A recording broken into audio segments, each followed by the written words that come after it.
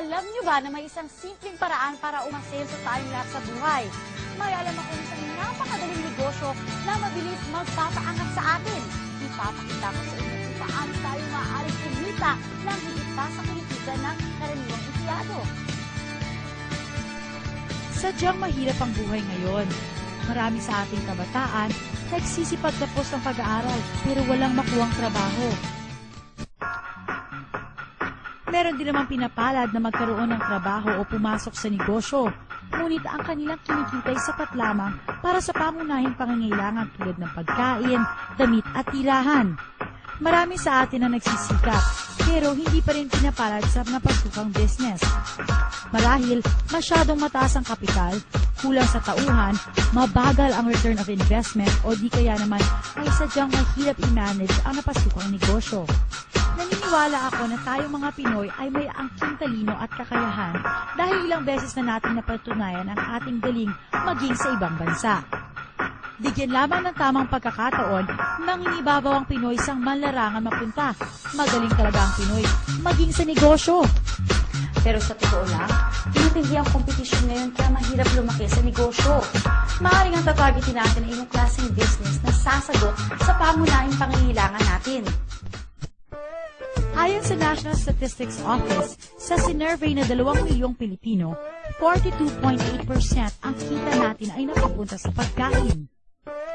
Mura lang naman ang puhunan sa pagkain, pero mabusisi ito at pagod ang katawan mo. 13.3% ng kita ng Pinoy ay sa upa ng bahay. 6.7% ay sa mga bililing karne na inuulam sa araw-araw. 6.5% na pupunta sa gas, kuryente at tubig. Tignan natin ito. 7.4% ang ginagastos ng mga kababayan natin sa transportasyon at komunikasyon. Mas mataas pa kaysa sa karne, kuryente at tubig. Nagpapatunay na tayo mga Pilipino mahilig makipag-ugnayan. Sa pagtatayo ng negosyo, kailangan na ito ay simple, madaling intindihin. Isang negosyo na hindi na kailangan ng special skills o special education. Yung kahit sino kayang gawin ito at hindi na nangangailangan ng malaking kapital. Dapat malawak ang market at may produkto na makabago, yung sumusunod sa trend at kakaiba. At ito ay dapat madalas kailanganin para ang negosyo tuloy-tuloy. Itong negosyong ipapakita ko sa inyo, pasok lahat ng criteria na sinabi ko. Una, malaki at bumalawak na merkado. Dapat maraming nangangailangan ito. Piruin nyo, mahigit sa 36.2 milyong Pinoy ay gumagamit ng mga cellphone. At ayon sa survey na ginawa ng Pulse Asia, 96% nito ay naka-prepaid. Ayon naman sa isa pang survey, sa isang taon, gumagastos tayo ng mahigit na 93 billion pesos na halaga para sa prepaid cards. At lumalago pa ito taon-taon ng 18% hanggang 25%. O diba, napakagandang pagkakitaan ng negosyo ng prepaid cards. Ito ay pangmatagalan. Isang negosyo na base sa mobile at wireless technology o ang tinatawag nating cellphone o text messaging business, itatap lang natin ang technology na meron na ang halos lahat ng tao, kaya't mabilis ang bentahan, kaya't hindi na tayo mamumuhunan ng malaki. Pangatlo, ito ay unique, pambihira. Isang m-commerce o mobile commerce ang nag-concentrate sa prepaid at microtransactions. Kumbaga, hindi pa nagagamit ng customer ng produkto, binayaran na niya.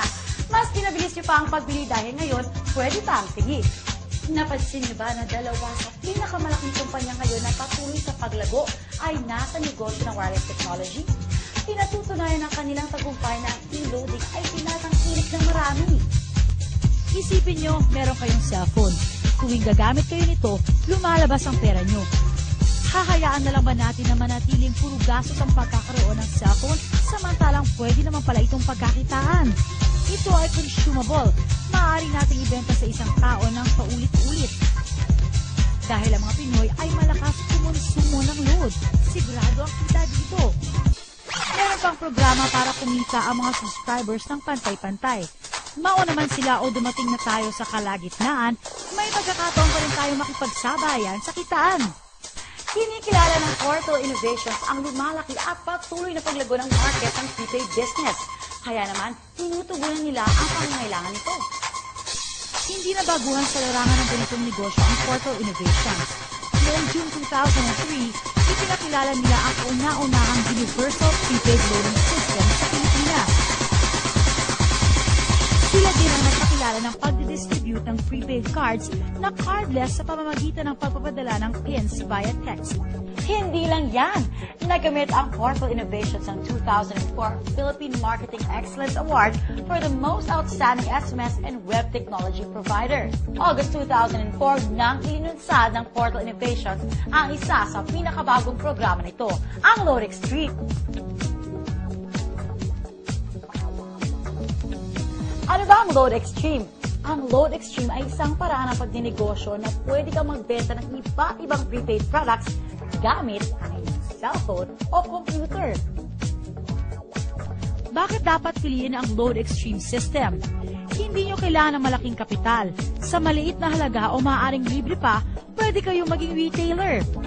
Walang physical inventory ng mga prepaid cards. Walang tauhang dapat swelduhan, kung kaya't napakagaan sa bulsa bilang panimulang negosyo o sideline.